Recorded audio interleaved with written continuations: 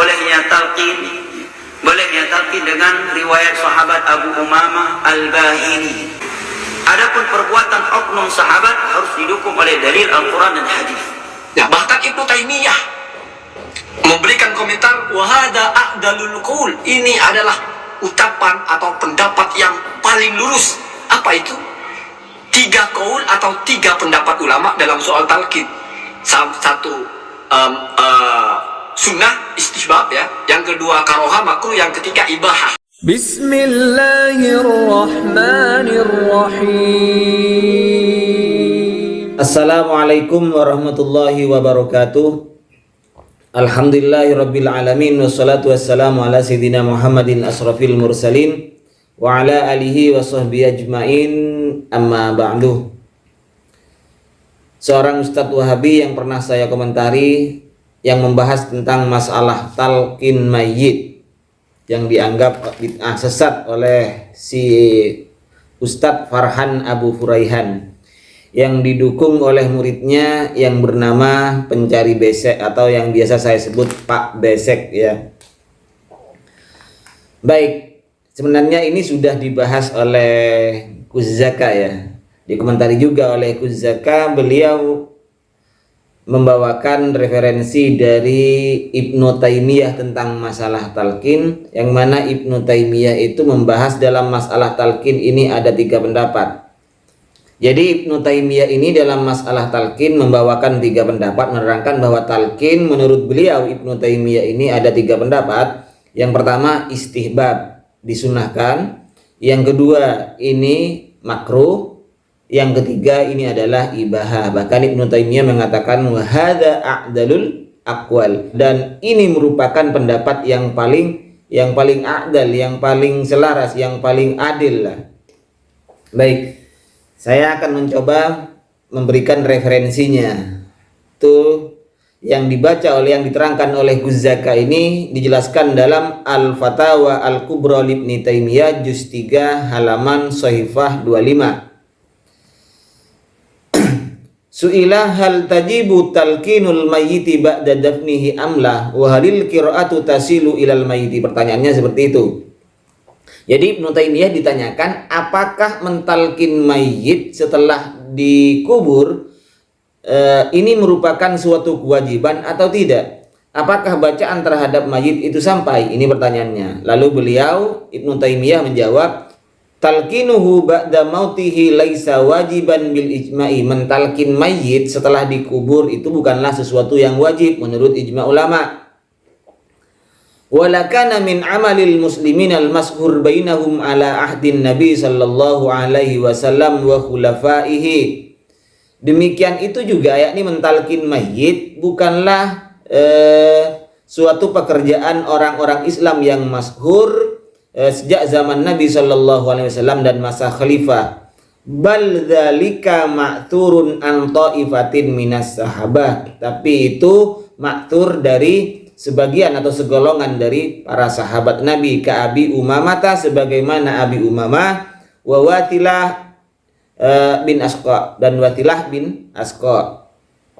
Faminal a'immati man rakhasa fihi kal Imam Ahmad. Sebagian para imam memberikan kemurahan dalam masalah talqin ini, termasuk contohnya Imam Ahmad. Bahkan wa qad istahabbahu ta'ifatun min ashabi, sebagian ashab Imam Ahmad ini mensunnahkan. Wa ashabis Syafi'i, dan juga segolongan dari mazhab Syafi'i. Wa minal ulama'i may yakrahuhu li'tiqadihi annahu bid'atun. Sebagian ulama memakruhkan karena ini dianggap perkara bid'ah, yakni bid'ah makruhah. Fal aqwalu fihi salasatun. Pendapat dalam masalah talqin ini menurut Ibnu Taimiyah ada 3. 1, al-istihbab, disunahkan untuk mentalqin mayit. Yang kedua, al-karohah, makruh hukumnya. Yang ketiga, al-ibahah. Wa hadza a'dalul aqwal. Paling banter itu adalah hukumnya talqin mayit ini adalah makruh. Ini di dalam juz 3 Al-Fatawa Al-Kubra Ibnu Taimiyah juz 3 halaman 25. Di halaman selanjutnya, yaitu juz 3 tetap halaman 356, beliau Ibnu Taimiyah ditanya lagi. Su'ila muftil anam, baqiyatus salafil kiram, taqiyuddin, baqiyatul mujtahidin. Mufti orang, yakni muftinya manusia, baqiyatus salaf al-kiram. Jadi yang dimaksud salaf itu Ibnu Taimiyah. Taqiyuddin, baqiyatul mujtahidin, athabahullah wa ahsana ilaihi, amin. Ditanya tentang antalqinil mayyiti fi qabrihi ba'dal faraghi min dafnihi. Hal sahha fihi hadisun anin Nabi sallallahu alaihi wasallam. Ibnu Taimiyah ditanya tentang masalah talqin setelah mayit di kubur. Apakah itu ada hadis dari Rasulullah sallallahu alaihi wasallam? Au an sahabati, atau paling tidak dari sahabatnya.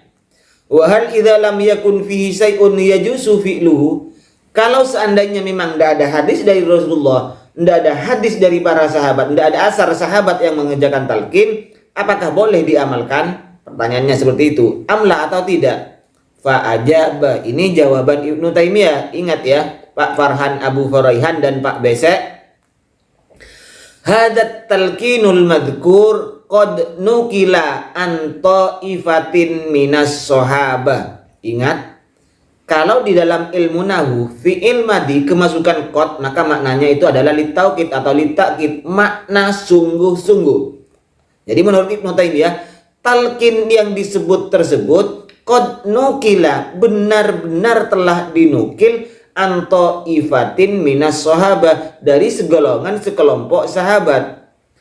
Annahum, bahwa mereka para sahabat ta'ifah minas sahabah itu umiru bihi, diperintah, yakni Nabi yang memerintah, diperintah untuk mengerjakan talqin. Ka Abi Umamah al-Bahili, sebagaimana Abi Umamah al-Bahili wa ghairihi dan lainnya. Makanya disebut ta'ifah oleh Ibnu Taimiyah.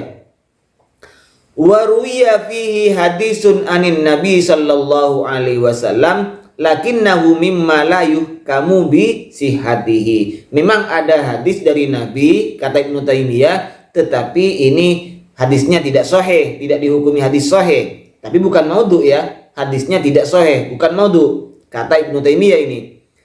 Walam yakun katsirun minas sahabah yaf'alu dzalika, dan mayoritas para sahabat tidak mengerjakan itu. Falihada, karena hal tersebut hadisnya tidak sahih tapi tidak maudhu dan dikerjakan oleh bukan mayoritas sahabat, hanya segolongan sahabat yang mengerjakan. Qala Imamu Ahmad wa ghairuhu minal ulama, Imam Ahmad dan lainnya, ulama-ulama lain ini berpendapat, inna hadat talqin la ba'sa bih, talqin ini kalau dikerjakan tidak apa-apa.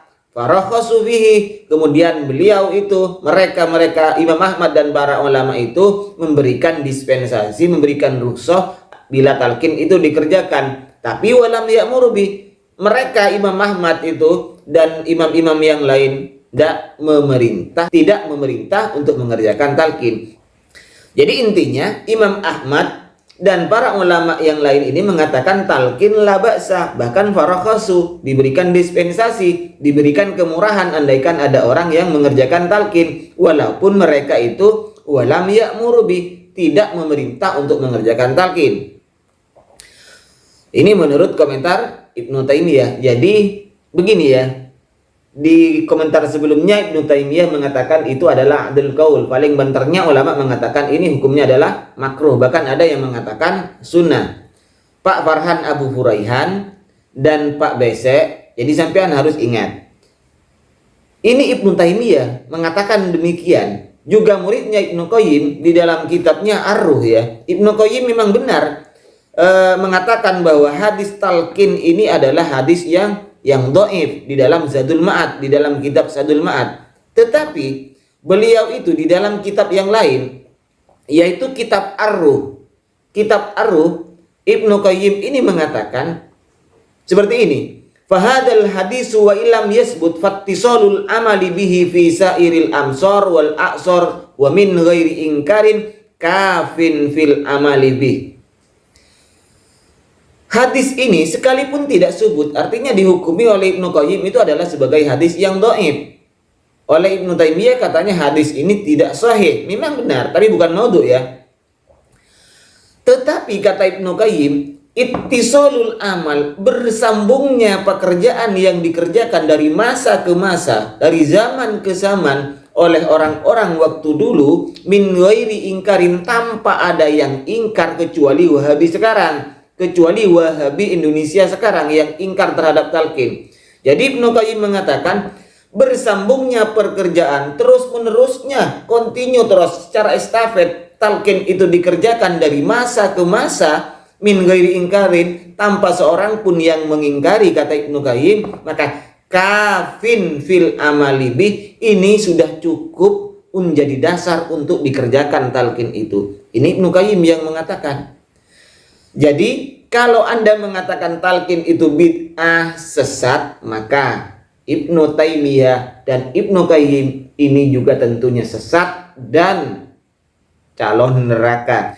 Jadi sampian itu sebelum menyesatkan orang-orang aswaja, maka sesatkanlah dulu grandmaster kalian yang bernama Ibnu Taimiyah dan Ibnu Qayyim. Begitu Pak Farhan Huraihan dan Mbak Besek. Jangan dipilah-pilah. Kami mengerjakan talqin bid'ah, sesat, calon neraka. Terus Ibnu Qayyim berfatwa bahwa talqin ini adalah bisa diamalkan dan ini cukup untuk diamalkan sebagai dalil, ittisalnya itu sebagai dalil untuk diamalkan, itu tidak bid'ah, tidak calon neraka. Gimana sampean kok pilah-pilih seperti itu?